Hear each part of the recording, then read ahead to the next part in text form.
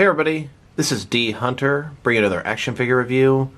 Today, we're going to be looking at the Bandai anime heroes Saint Seiya, Knights of the Zodiac, Sagittarius Aiolos, Pegasus Saya, and Gemini Saga. Bandai emailed me and asked if I would review these figures, and I thought to myself, heck yeah. So I told them sure, they mailed them on over, and then I decided to check out the show. Saint Seiya is a Japanese anime show. The story follows 5 warriors called saints that wear sets of armor referred to as cloths throughout the show. The designs derive from various constellations the characters have adopted as their guardian symbols. They get their power from a mystical energy called Cosmo. The saints have sworn to defend a reincarnation of the Greek goddess Athena. So let's go ahead and check out the packaging here. First of all, we've got Sagittarius Iolos. He's in his gold armor. He's got 2 alternate hands, totaling 4 interchangeable hands. Looks like he's got some wings as well. On the back side, you can see the rest of the wave. This is Series 1 of the Saint Seiya line, and there's a barcode in case that helps anybody. Next, we've got Pegasus Saya. This is the main character in the show. He has the Pegasus cloth armor. He's in a red and silver outfit. He comes with 2 alternate hands, totaling 4 interchangeable hands. Backside, the rest of Wave 1, and there's his barcode if that helps anybody. And then finally, we've got Gemini Saga. He's also in his gold armor. He has 4 alternate hands, totaling 6 interchangeable hands, and a removable helmet. On the back, same thing as the other ones, Series 1, and there's his barcode. Now these figures are easily obtainable at Amazon.com. If you're interested in this show, go ahead and grab them now. Alright, now that we got these figures out of the package, here they are with all their accessories laid out. They all come with alternate hands, and Gemini Saga comes with a helmet. Now in this video, we'll check out each of the figures individually. We'll check out their accessories, height, and articulation. Let's go ahead and start off with Sagittarius Iolos. Here's Sagittarius Iolos. He's a gold saint. He died protecting Athena when she was a young infant. He was always looked at as the perfect saint, and there's not too much known about him as he died before the actual main story of the show began. So let's take a look at the figure. He's got that sort of stylized anime manga face, that wild hair. He's got a gold crown, and then gold armor all over the body, giant shoulder pads. The gold armor is painted pretty nicely. It's in a shiny, metallic sort of paint. He does have double jointed elbows, double jointed knees. You can see a red outfit underneath. I will say, looking from the front, the pins at the elbows look atrocious. Look pretty good from the side or the back. On the back side, he's got some wings attached to his armor. The detailing is pretty nice.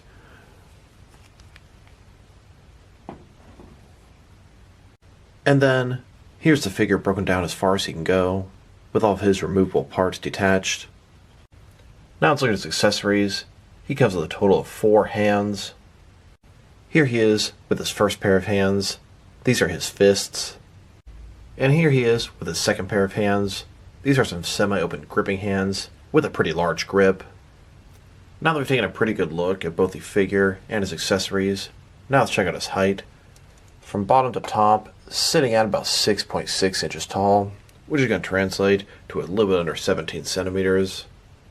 Now let's check out his articulation. Start with his head here. Of course, it can rotate from side to side, a little bit obstructed from the armor and the hair. Can look up and down about that much. Can tilt from side to side, giving a little bit of personality. It's on a ball joint, pretty much the entire range of motion there. Shoulders also on ball joints. They go about 90 degrees, up, down, around, all that good stuff. They kind of drop down a little bit, as you can see here. Does have a bicep cut below that. Double jointed elbows below that. They can only go in about this far. His wrists can rotate around, and it's hinged as well. He does have a ball joint in his torso here. At the base can rotate just a little bit, but it can also go forward and back. Legs, ball joints, they go about this far, obstructed from his armor here. There is a separate piece. They can't swivel against the ball inside of there. Legs and forward, about that far, not too much. Once again, obstructed from the armor. And back, about that far. Double jointed knees, hidden pretty nicely with the armor. The knee pad there, they go back about that far. And then the feet here, they can go up and down. They can rotate around and tilt rock just the tiniest bit. Now let's look at Pegasus Saya. He's a little bit smaller than the other figures as he's younger. He comes with 2 alternate hands. He's the main character of the show, hence the name, Saint Seiya. He was taken from his family as an orphan and was training to become one of the saints. He ended up winning his competition and getting the Pegasus cloth. He's protected by the Pegasus constellation and helps protect Athena. So let's check out the figure here. Once again, got that sort of soft, very stylized anime manga face. The big eyes, the wild hair.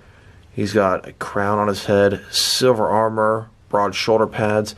I like the way the armor is painted in a shiny paint and his red outfit is not. He's got double jointed elbows, double jointed knees. Overall, not a bad looking figure, a pretty good representation of the main character from the show. And then, here's the figure broken down as far as he can go, with all of his removable parts detached. Now let's check out his accessories. He's got 4 hands. Here he is, with his first pair of hands. These are his fists. And here's his next pair of hands. These are some open hands. And now that we've taken a pretty good look at this figure, now let's check out his height. From bottom to top, from the top of his head, sitting at about 5.9 inches tall, which is going to translate to about 15 centimeters. And if you go to the top of the hair, about 6.25 inches tall. Now let's check out his articulation. Starting with his head here, of course you can rotate from side to side. Can look up and down about that far. He can tilt, giving him a nice amount of personality for some different poses. Shoulders on a ball joint, they can go out about 90 degrees. Up, down, around, all that good stuff. He's got a bicep cut below that. Double jointed elbows below that. They can go in about this far. His wrists can rotate around, and it's going to be hinged as well. He's got a ball joint in his torso here. Mine's very tight. Can rotate around like so. Go forward and back about that far. Legs also on ball joints. They go about this far. They can swivel independently at the top of the leg. Forward about that far. Back not too much. Double jointed knees. They go back about that far. And then his ankles here, they go up and down. They can rotate, and they can tilt just the tiniest little bit. Now let's look at Gemini Saga. He is a gold saint in the constellation Gemini. It is said that he is the most powerful gold saint in his generation, and he's the most powerful saint to have ever served Athena. So let's check out the figure. He's got blue hair, all wavy, stylized, has that Japanese anime manga look to him. Eyes not nearly as big as the other figures. Going further down, he's in his gold armor, and it's just like the other ones, painted in a metallic, shiny color, very nice. He's got very big shoulder pads, double jointed elbows, they're hidden pretty nicely behind these big elbows. He's got double jointed knees, and they're hidden very nice behind those knee pads. You cannot even tell, but they still function like double joints. Very long blue hair. It's made in 2 pieces. This bottom part is connected underneath there. One odd thing about this figure, he comes with a helmet that he can't wear. I found that a very odd choice. At first, I was expecting to be able to remove his hair, put the helmet on, but that is simply not the case. And then, here he is, broken down as far as he can go, with all of his removable parts detached. Now let's check out his accessories. He comes with a total of 6 hands and a helmet.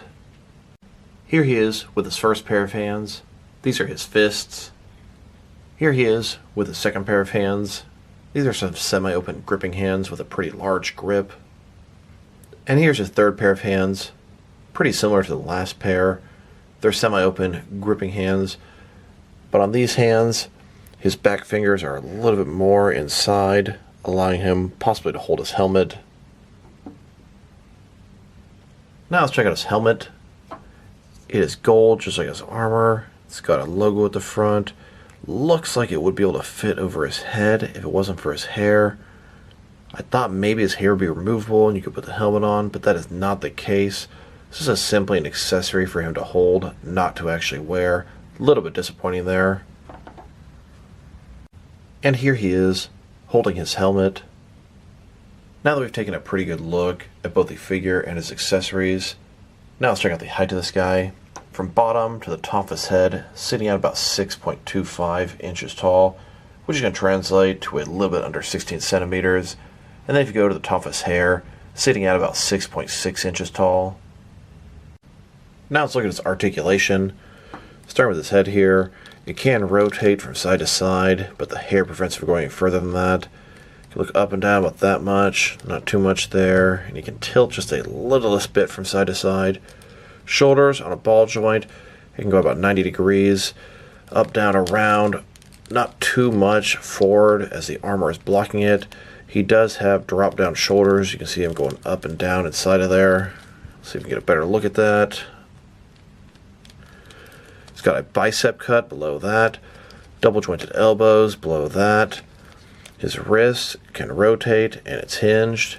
He's got kind of a ball joint at the bottom of his torso, can rotate around, go forward and back about that much. Legs on ball joints, they go out about that far, obstructed from his armor here. He does have thigh swivel. Legs go forward about that far and back, not really at all. Double jointed knees, hidden the best, very nicely done there. And then his ankle here, it can go forward and back just a little bit. It can rotate and tilt just the tiniest bit there. Now let's check these guys out, compared with some other action figures from different various companies, to see how they fit in both scale and style-wise, in case you want to know which lines you can mix them with. Now these guys do have a very specific style to them. It's that Japanese anime manga look to them. It's soft, animated, and it's not going to fit in with a lot of the other lines I collect. But let's check it out. Here they are, next to some of their Bandai brothers and sisters. Here are some action figures from Bandai's SH Figure Arts line. A little bit more expensive than the Anime Heroes line, and a little more up my alley. And here they are, with some Jazzwares Fortnite figures. Then, next to some Hasbro Marvel Legends. And here they are, next to some Mafex figures. Then, here they are, next to some Mattel DC Universe Classics and Multiverse figures. And here they are, next to some Mezco 1/12 cloth soft goods action figures. Then, next to some Mattel wrestling figures. And here, with some NECA figures. Then, next to some McFarlane toys. And here they are, next to some DC Direct and DC Collectibles figures. And finally, here they are next to some DST or Diamond Select toys. So overall, these are some pretty nice figures. They're pretty accurate to the source material. They do have that softer, animated, anime and manga look to them, but that's to be expected.